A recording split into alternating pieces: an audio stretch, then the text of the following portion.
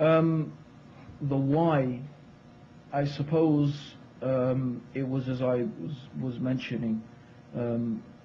I was searching for the truth. I was searching for the meaning of life. I was searching for the answers to the question of, what is it all for? What is the purpose of our existence? Why am I here? What is this life all about? And having searched through various different religions and read many books, and having been brought up in a fairly, yes, definitely a strict Christian background, I came across the Qur'an, a translation of the Qur'an. And in reading this translation of the Qur'an, I found within it something so unique, something so special, that I decided by the time I had nearly accomplished reading it, that if I had ever read a book that was from God, this was the one. Mm-hmm. So that was the thing that really changed me around. Although I had an association with Muslims for a long time. I mean, my father worked in Egypt, and so I used to spend my holidays there, and I knew Muslims and so on and so forth. But it was not until I really read this translation of the Qur'an, and this is the thing that really convinced me that it must be from God, from the Creator. I've never actually heard myself of anyone becoming a Muslim because of such an experience.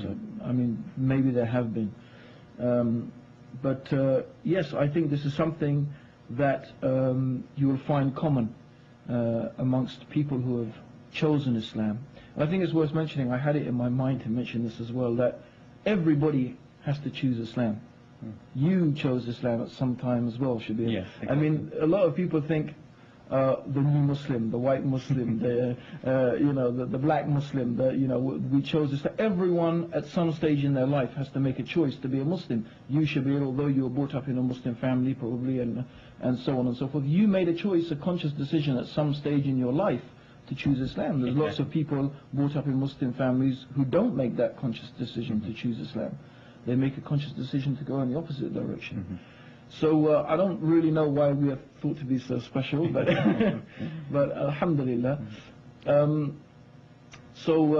This choosing of Islam, as I was mentioning, came from reading the Qur'an, contemplating, thinking, and that is something that I find generally that is one of the things that has impressed me about Islam until today.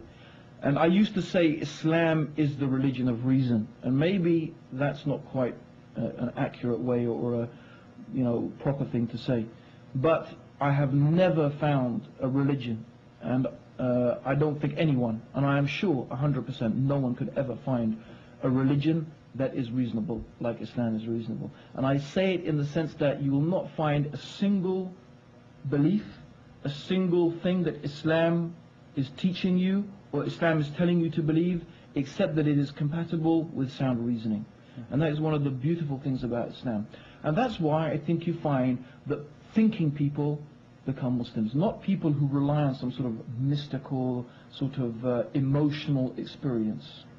Okay?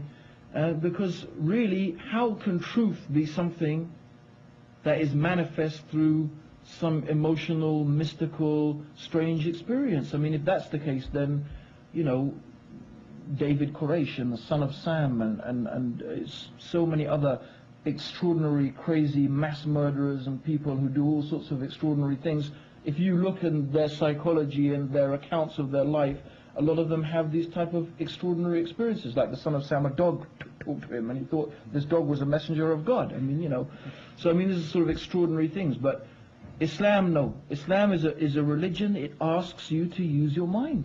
You find the Qur'an again is saying, in this are signs for those who think, in this are signs for those who have understanding, and this is signs for those who are wise. When the angels greet the people, or rather not greet them, but when the angels who are guarding the gates of hellfire, they say to the people who are going to the hellfire, didn't someone come to you? Didn't someone warn you? And the people who are going to the hellfire, they said yes. And if only we had used our aql, if we only used our intelligence, we wouldn't now be in the fire. It's an indication that Islam is something that you're going to come at and arrive at through using your intelligence, not merely some act of faith. I accepted Islam and I went to the mosque for a bit and so on and so forth. But the truth is, the moment I encountered the first bit of difficulty, that was it. I didn't ever say that I'm not a Muslim. I always used to tell people over a glass of wine and, yes, I'm Muslim, Islam is fantastic. I mean, I remember once I was at a party and I was completely intoxicated, I think would be the polite way of putting it. And I was sitting there telling a group of people about how fantastic Islam was, and I was saying, well, if I wasn't so drunk, I could tell you a bit more. And this is really the case. So I didn't actually, the thing was, I believed it. And I never denied that this is what I held to be the truth. But in reality, I was not any different.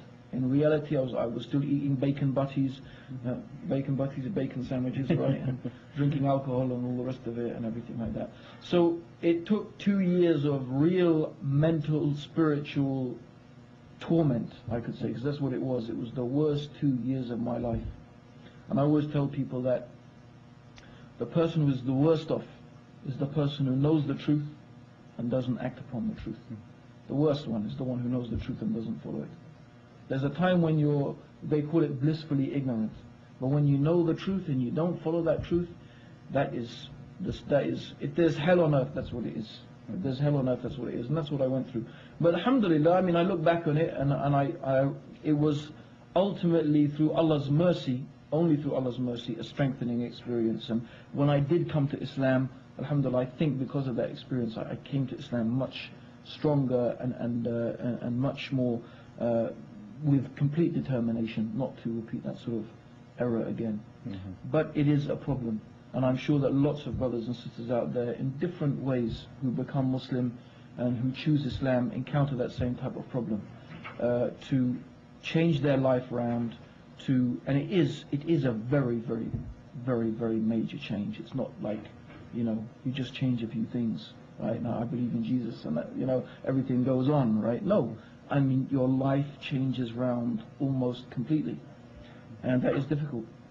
But it's easy for whomsoever Allah makes it easy. And I always think that the best answer to that is how Allah describes it in the